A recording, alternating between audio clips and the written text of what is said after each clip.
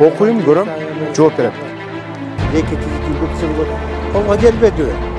Анан эми Кудай ырмаса, бала келечек үчүн деле Кудайым буйрса шайлайбыз. Рахмат, рахмат. Ошо. Мен Кыргызстандан болом байке. Жерим айтпайм, мен анткени трайбализмге каршымын. Сен туура айт.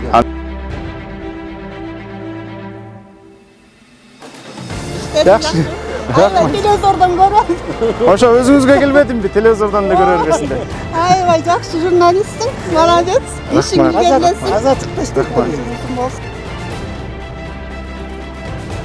Биз буга чейин чоң иликтөөлөр жасап, чоң коррупциялык иштердин бетин ачтык. Ошондо жана жергиликтүү деңгээлдеги чиновниктер ойлойт окшойт, булар бизге келбейт. Биз кутулуп кетебиз. Биз борбордон алыспыз, биз көздөн далдообуз деп. Бирок алар жаңылышат. Мен ушул жерден ар бирине кайрылат элем. Айыл өкмөттүн деңгээлиби, акимдин деңгээлиби, мэр же башканын деңгээлиби, мамлекеттик мекемени башкарабы, парламентке өтүп калсам, өтпөй калсам деле, ар биринин артынан түшөбүз. Ар биринин кылмыш ишин кайра чукуп чыгабыз. Ар биринин өткөргөн тендерин анализдейбиз.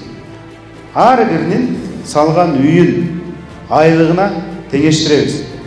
Буга бизге сиздердей адамдар жардам берет. Антикоррупциялык масштабтуу күрөштү биз улантабыз. Парламентке баратканым ушундай коррупцияга каршы күрөштүн, элдин ырыскысын жеп аткан адамдардын тамырын кыркуу, тамагын буу.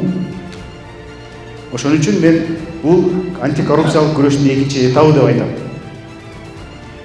Биз тажап бүттүк. Жана арык койдун жонундагы кенелердей болуп, канды соро тургандагы кан калбай калды.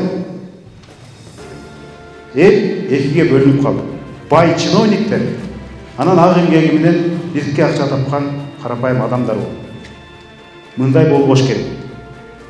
Мындай теңсиздик улана берсе, бир күн баягы 17-жылдагы революцияда болгон чоң бир чыңалуу, чоң бир жарылуу чыгат.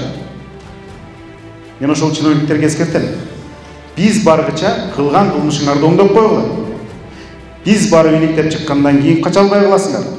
Шыйрактан бекем кармагандай кармайбыз. Кызматыңардан айрыласыңар, керек болсо түрмөгө түшөсүңөр. Миллиондоп жеген акчаңарды кусасыңар. Мен ал жерде тартылып атат камерага, ошол жерден эскертип коём.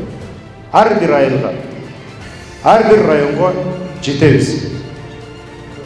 Анткени азыр иликтөөчү журналисттер көп. Мен да бир тобун тарбиялап чыгардым.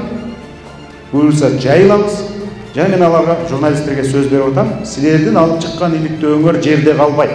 Ар бирин эгер парламентке өтүп калсам, трибунадан көтөрүп, ошол тийиштүү министрди комиссияга чакырып, депутаттык иликтөө жүргүзүп, бардыгына чекит коймой тынбайбыз. Элди томогон шылуундардын күнү бүтүшү керек.